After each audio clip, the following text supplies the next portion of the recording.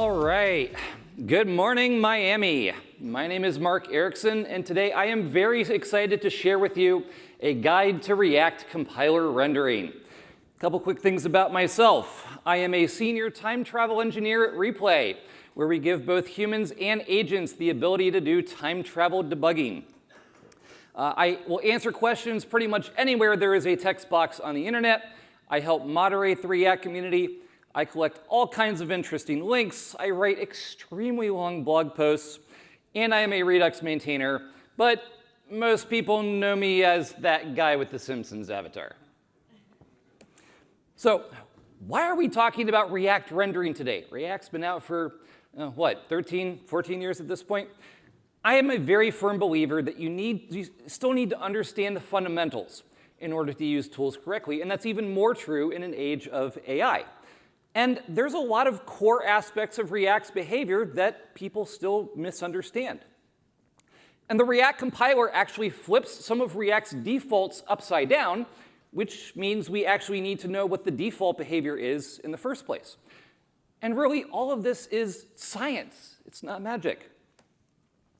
So for today, we're going to review some of the fundamentals of React behavior. Some of this is probably going to be old news. A couple bits of it might be new to you folks. We're going to look at some ways that we can optimize React performance. We're going to talk about what the compiler actually does to your components and what is the output. And then we'll talk about how this actually changes our mental model for using React. I am known for having a lot of text on my slides. If you'd like to follow along, they're already up on my blog, blog.isquaredsoftware.com. Also, feel free to come ask me questions later. Real fast, how many of you have actually used the React compiler in any of your projects? I see a handful of hands. Also, the lights are very bright, so a few folks, not too many. All right, so going all the way back to the beginning, what is rendering? Rendering is the process of React asking your components, what do you want your portion of the UI to look like now based on the current props and state? So in our components, we write this JSX angle bracket syntax that we all know and love. And at build time, that gets converted into calls to create element, or the newer equivalents. And so at runtime, React calls create element, and it just converts that into an object that looks like the type, the props, and the children. And the same is true for both your components and the host elements that are built in, like divs and spans. So when React renders, it starts at the top of the component tree. It works its way all the way down. And then it's going to diff the element objects from the last time against the element objects this time. If you've ever heard the phrase virtual DOM, that's what this is referring to.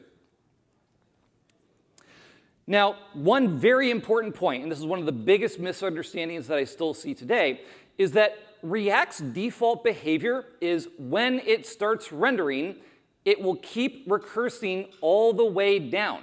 So if one component renders, React is just going to keep rendering all of the children inside of that. So in this example, if the app component renders, React will by default render all 4 of these other children inside. If the inspiration component renders, React renders both of its children. React just keeps on going all the way down by default. Now, when we render, it doesn't automatically mean that we also update the DOM. React initially pitched the idea of rendering as imagine that we're redrawing the whole screen every time. But in reality, we only have to update the DOM if the components ask for something different than they asked for the last time. But in order to find that out, React does have to render the components, ask what they want now, and see if it's something different. So that means that it's possible to render a component, and it asks for the exact same equivalent children as it did last time. And if it did that, that actually kind of means it's wasted effort. It's like, well, we didn't change what we're looking for. We probably could have just skipped this process in the first place. And that's especially true if the props and the state that went in are the same. But really, rendering is not a bad thing. This is literally how React does its updates. It has to render to figure out what's actually needed. React has a number of rules. You might have heard of some of these. You're not supposed to mutate props. You're not supposed to use random values in rendering. Technically, something like a console log is a side effect, but it's not something that's going to hurt things. There's some weirder cases like lazily initializing refs. You're really not supposed to kick off a network request, but apparently it's fine if it's suspense related. Yeah, there's some weird cases there. So how do we optimize rendering components? The main way we do this is by skipping rendering a component if the props haven't changed. And React's built-in way to do this is react.memo. If you've ever heard the phrase higher order component, it's just a fancy way of saying I put a wrapper component around the one that I actually care about. So react.memo is a built-in component that just automatically checks to see if has props.a changed from last props.a? Has props.b changed from last props.b? Or we call this a shallow equality check. The objects may be different, but are the fields inside the same? So you can memoize your components. React automatically does the checks. And if none of the props have changed, then it just bails out and skips that component. But that also means it will end up skipping everything that was inside of that component as well. Now, there is a little known trick that very few people know about. There's another way to do this process. If a component returns the exact same element object reference, so triple equals identical to the last time, then React will also bail out of rendering that child component. And there's a couple ways we can do this. If we actually wrap some of the JSX in use memo, then when the inputs haven't changed, we still have the same element reference. Or the one you might be familiar with is the children prop. If I have some state in this component and I re-render, and we use children in the output, then we still have the same literal children element reference as last time, and React gets there and sees it and says, oh, I don't have to keep going. So this has been built into React from the beginning. You might have used some of this with like a context parent component or something. React Redux has relied on this from the very start. But very few people actually know that this is part of React's built-in behavior. So I like to think of this as react.memo is the child component itself, or the definition, saying that I care about being optimized. I only want to re-render if my props change. And then the same element trick is it's controlled by the parent. Like I can choose to wrap some content in use memo and optimize that, even if the component itself isn't wrapped in react.memo. So the other common misunderstanding that I see is a lot of people still think that my child component only renders with its props changed. React does not care whether the props change or not. React just keeps going all the way down. And in fact, the only time the props matter is if you're trying to optimize with react.memo. Otherwise, you could pass in the exact same props. It happily re-renders. The output's the same. React says, OK, fine. I guess I didn't need to do that anyway, but I just did. So I've heard so many times over the years, like, why doesn't React just memoize everything by default? Why isn't this built in? Should we wrap all our components in React? Should we wrap everything and use callback? And historically, the React team's advice has been, don't do this. It's a lot of effort. There are times when a component always gets new props anyway. And that means you're wasting time doing comparisons that will always return false. It's wasted effort. Plus, like you're having to stick all these use memos, use callbacks, react.memos everywhere. It's a lot of work for you. It probably isn't going to save that much performance. Just look for the places that are actually slow and optimize those. Well, guess what React compiler actually does for you? Straight from the docs, React compiler's job is to automatically optimize your entire application at build time. And the React team points out that this not only improves performance, it also frees your mind of having to actually think about doing all this work. So what does it actually do for you? The React compiler looks at your actual source code in the component, and it looks at all the props and the state and the variables that you have calculated, and then it looks at the output. It looks at the JSX and the derived values, and it traces the dependencies to figure out which pieces of output depend on which values. And then it actually rewrites the logic in your component to memoize each section based on the inputs. So what does this look like in practice? Here we have a very simple user card component. We've got a user coming in and an onFollow handler. We format the name. We have a click function. This is all very, very typical. So what does this look like when we run it through the compile? Oh no. What is going on here? Why are all these dollar signs in my Did someone spill some jQuery in here? And I have seen people kind of freak out when they see the output of the compiler. And OK, fine, it looks ugly. It's a lot longer. It looks complicated. It's actually pretty simple and straightforward. So let's break this down. Let's look at a couple example snippets from this component. It sounds scary. It's actually not. If you look at the output, the compiler actually follows a very consistent pattern. For every bit of the output, it's going to rewrite it as a pretty simple if-else statement. It's going to look at the inputs. It's going to see, did any of the inputs change from the last time based on the cache? If they changed, let's recalculate the result. Otherwise, let's just use the result from last time. So here's one of the snippets from that component. I've rewritten the variable names to make this a little bit easier to read. So we have some result for the name. We look in the cache to see if the first name or last name fields changed. If they changed at all, then sure, let's call the format name function, get a new result from that, and then we're going to save all three values. We save the two inputs and the output, and we use that. But if none of the inputs changed, then we can just reuse the result from last time. This is very standard memoization. And in fact, this is the exact same thing that the useMemoHook does. This is the exact same result and behavior, just with different syntax. Same idea for the JSX elements.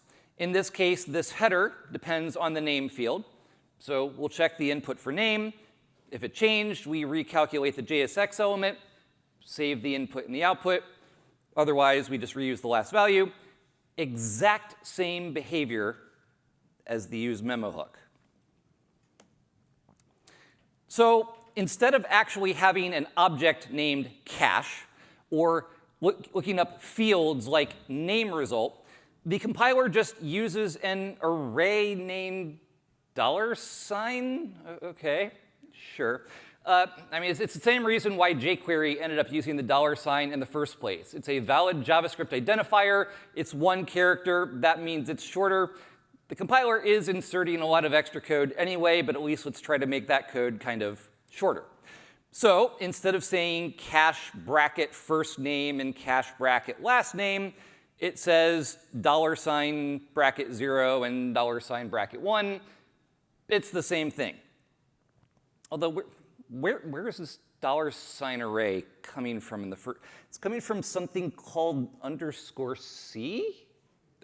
OK. What is that? So React 19 ships a new hook that's built in. I think technically the formal name for this is something like useMemoCache. They actually have a polyfill for it that works with React 17 and 18 as well. And if you look at the implementation, all it's actually doing is useMemoing a new array. And so what the compiler does is it pre-calculates how many things do I have to store for this one component. I need to store 11 things. OK, let's make a new array of size 11. And that's it. So it looks scary. All it's doing is saying, make me an array so that I can hold the results of all the values that I have to save for next time. So The final output of the component follows the same pattern. When we assemble the final JSX structure, it just looks at all the different pieces that it calculated already, sees if any of those have changed, saves the results, otherwise it reuses the cache value, and then we return the final result. So every single bit of data gets calculated the same way. Check the inputs, did any change? If not, reuse the result all the way down the line. Conceptually, this is just use memo, use memo, use memo, use memo, all the way down the line. So how does this actually help improve the performance of our application? One is that let's pretend that format name function is really expensive and takes a long time to run. We would only rerun it when the inputs actually change. So that saves us a little bit of time. Strictly speaking, creating element objects every time takes a little bit of work. You're making the garbage collector do some extra work. So we're skipping some of that when we don't need to. But the bigger thing is, if we reuse a chunk of JSX, we have the same element object reference as last time, and that means that React's built-in optimization kicks in, and it will only rerun those components if the inputs actually changed. OK. So what happens if you're using context or Redux or Zoostend or some other third-party library there? It's the same thing. We have our array. We pull some values out of context. We see the same if-else comparison memoization pattern all the way down. In fact, an interesting example, here we have a Redux component with an inline selector that depends on category ID as a prop. It actually memoizes generating that selector function as well. So we only recreate the selector reference when that prop changed. That actually makes React Redux run a little bit faster as well. But it's just applying the exact same 6-line pattern all the way down. What happens if you already have use memo in your component? What happens when you do read from context? Well, if you actually try this, you'll see that the compiler will look for your use memo and use callbacks. It'll actually replace them with its own logic, if possible. Now, there is an interesting nuance with use context.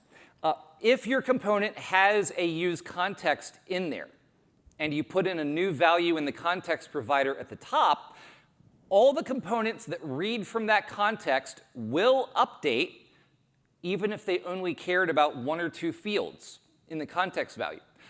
That has always been the same about React. That's one of the reasons why context is not historically efficient for data updates. But let's say that you only need 1 or 2 fields from the context value, and something goes in that changes one of the other fields.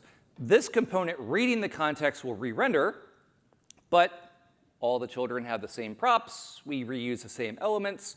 React skips rendering all the children. And that's always been the more expensive part, that there's no way to easily bail out and skip rendering, that when one bit of the context updates, it just ripples all the way. So this does actually significantly improve the performance of context overall.